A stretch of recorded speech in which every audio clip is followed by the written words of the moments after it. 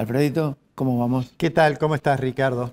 Bien. Bueno, efectivamente asumen las nuevas autoridades de la facultad. La decana, la doctora Catalina Alberto, la tuvimos en un programa. Sí. Y bueno, por supuesto, yo ayer le decía, porque estuve unos minutos con ella, que a la gente que tiene talento, uno lo que desea, no hace falta desearle suerte, ¿no? Hay que desearle justicia simplemente.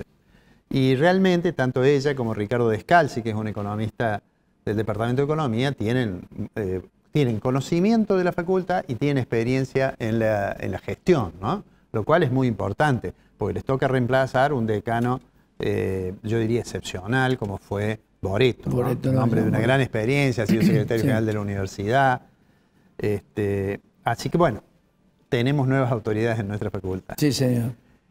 Vamos a nuestra columna. Mira, me gustaría comenzar contando un breve hecho del día domingo. El domingo me llegó una consulta de un conocido que me decía: he recibido por WhatsApp este mensaje, que era una especie de comunicado de un supuesto estudio contable o económico, en el cual mencionaba dos comunicaciones del Central y además terminaba diciendo: le recomendamos a nuestros clientes que vayan mañana y saquen los dólares que tengan en el banco, ¿no?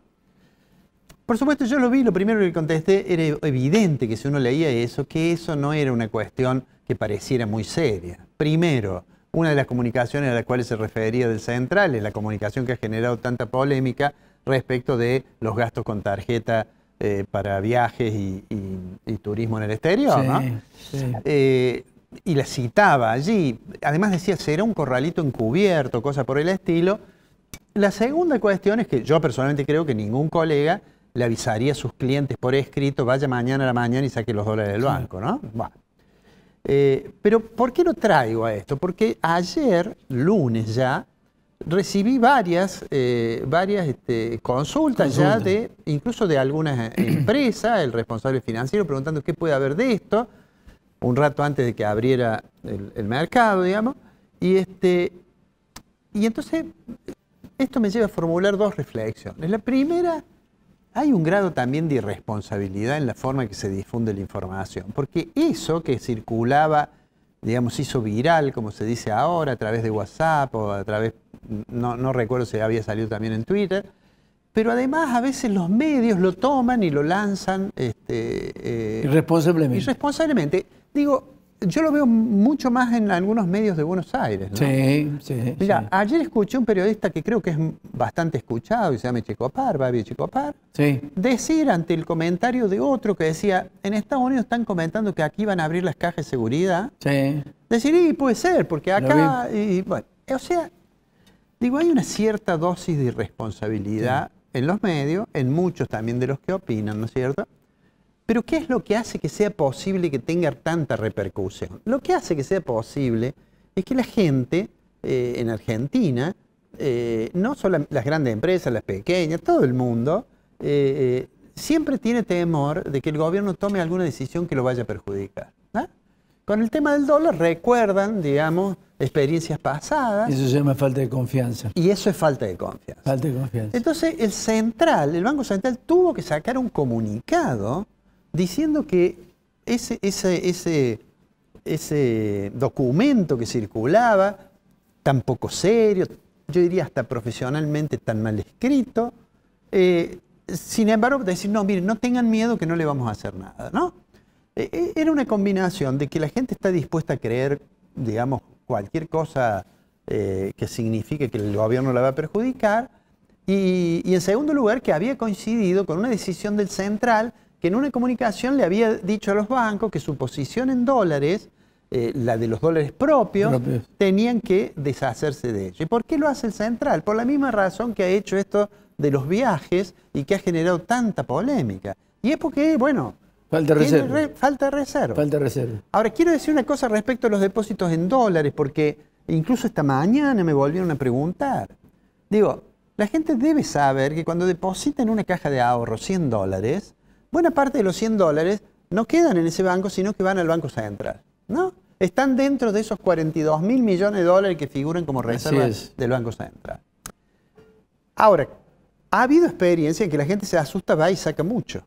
Mira, si hoy uno se fijara más o menos cuántos dólares hay hoy hacia fin de noviembre, cuántos dólares hay del sector privado depositados en el sistema, porque hay una pequeña parte que también son públicos, digamos, debe haber unos 18.500 millones de dólares en total, y de esos 18.500 millones de dólares, 15.900 millones son del sector privado. Entonces uno dice, ¿qué tanto es 15.900 millones de dólares? Y uno lo podría comparar con la misma situación hace un año. Y hace un año había menos. Había un poco menos, 1.000 y pico de millones menos. Había 14.500 millones haciendo números redondos. Entonces uno dice, bueno, ¿será que no ha perdido, no aumentó la desconfianza? Entonces vamos un poquito más atrás. El día que asumió Alberto Fernández, había 18.000 millones. Claro. Es decir, que algo se perdió. Pero vamos un poquito más atrás. Seguramente vos lo recordás, porque lo comentamos en el programa. Para las primarias presidenciales de 2019, que tuvieron ese impacto, ¿no es cierto? Antes de conocerse ese resultado de las primarias, es decir, el día antes, esto que ahora tenemos que decimos son más o menos 15.900 millones, eran exactamente 30.000 millones. Se salió el resultado de las primarias, recordarás, y la gente se asustó y había colas para sacar los dólares. Sí. Esto trae problemas técnicos. Los bancos pueden dar, digamos, la información de que que los dólares que han recibido lo tienen o en el Banco Central o en algún préstamo que han dado en dólares a una empresa que genera dólares. Lo pueden decir. Lo que pasa es que la gente piensa que puede ocurrir que terminen pisándole sus ahorros, ¿no? Y es muy difícil recuperar esa confianza en un contexto en que el gobierno está un poco desorientado, tiene que afrontar en diciembre un pago con el Fondo Monetario Internacional, que seguramente lo va a hacer, y tiene que caminar, yo diría, por un senderito que va al lado de un abismo, que es caminar a marzo, que es cuando antes de marzo va a tener que cerrar el acuerdo con el fondo. Sí. Ahora, ¿por qué la gente tiene tantas dudas? ¿Por qué hoy, cuando el programa salga al aire, es probable que el riesgo país de Argentina esté arriba de los 1.900 puntos, claro, o en 1.900?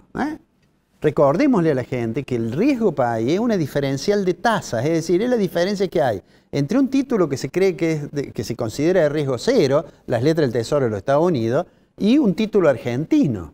Bueno, la diferencia, 1.900 puntos básicos, quiere decir que el título argentino tiene que rendir 19% más, 19 puntos porcentuales más. Es decir, que si la letra paga el 1%, Argentina tiene que pagar el 20%. Claro. ¿Ah? Bien.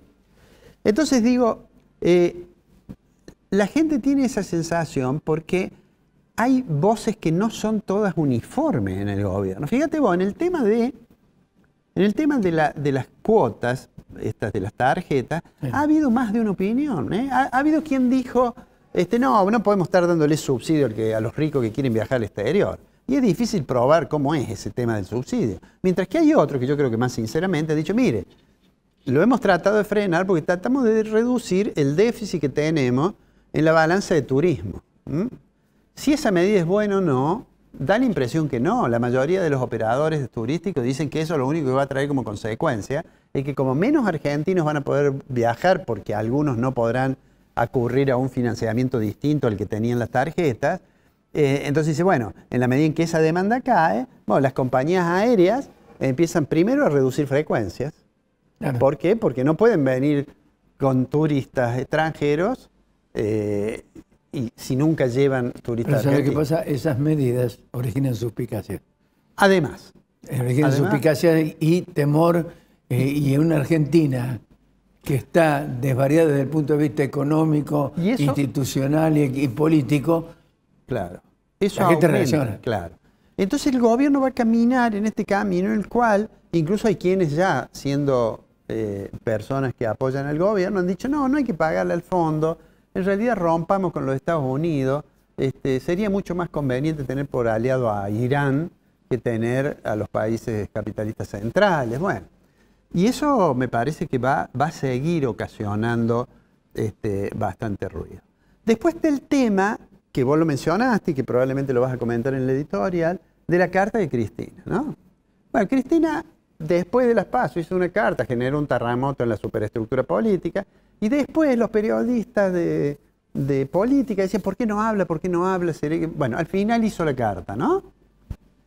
Hizo la carta y no importa si uno la interpreta como una carta en la cual está diciendo, bueno, la lapicera la tiene Alberto, lo que ocurre será un problema de él y de la oposición porque ellos estuvieron en el gobierno como se tomó el crédito, o sea, como sacándole el cuerpo, o como lo interpretó el gobierno, que dice, no, en realidad es un apoyo que nos está dando. No importa eso, la lectura política, ¿no es cierto?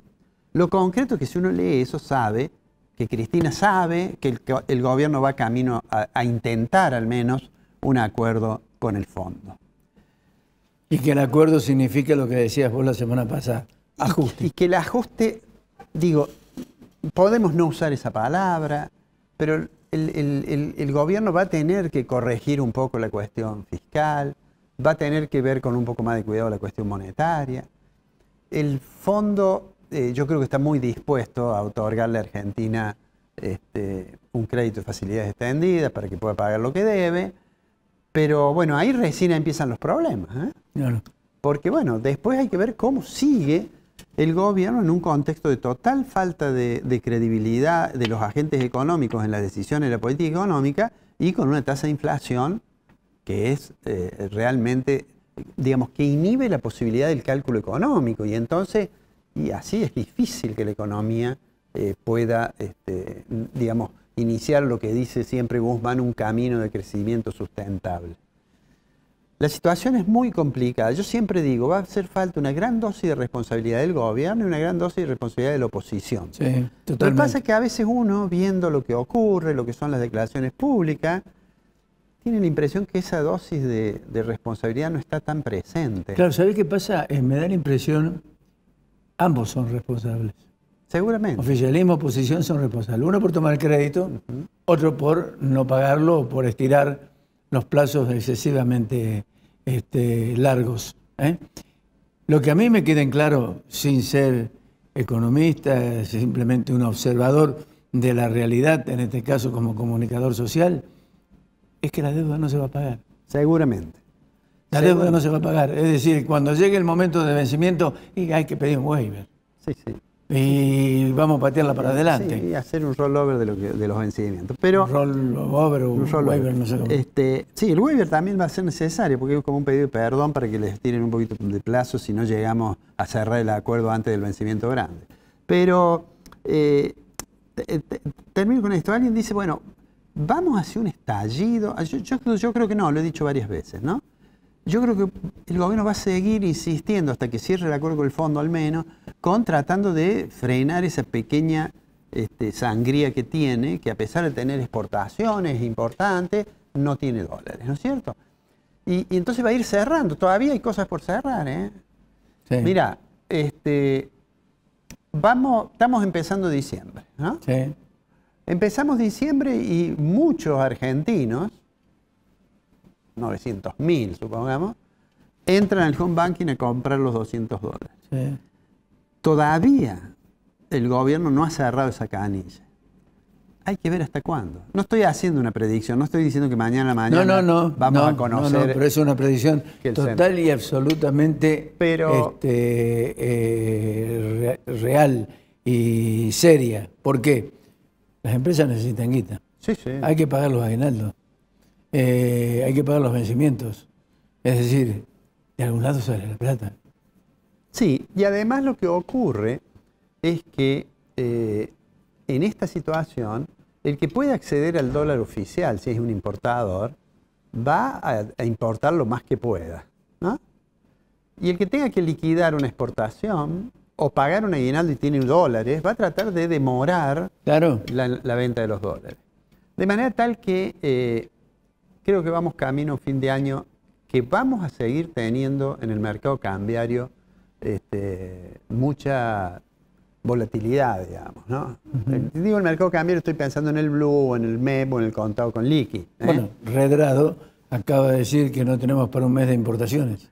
Bueno, lo que sucede es que el cálculo de las reservas netas, supongamos que tengamos 4.000 millones de los 42.000 millones, porque ahí tenemos que sacar lo que yo recién decía, los 18.000 millones de los depósitos, tenemos que sacar el swap con China, tenemos que sacar el oro a menos que lo vendamos, tenemos que sacar alguna letra intransferible que está colocada por ahí, que le colocó el Tesoro de la Nación. Y dicen, las estimaciones son entre 3.500 y 5.000 millones más o menos de reservas disponibles o líquidas o cosas por el estilo. Y lo que sucede es que nosotros importamos más o menos 5.000 millones por mes. Claro. Y es muy poco tener un mes de importaciones. Si bien tenemos, por supuesto, el ingreso de las Expo, pero lo razonable sería tener un poco más. Y por eso digo que el sendero hacia marzo, que no es el sendero tampoco hacia la solución de los problemas, es el sendero a tratar de mejorar el frente externo, nada más. Claro. Es un sendero que estamos caminando cerquita del acantilado. ¿Vemos la semana que viene? Nos vemos la semana que viene.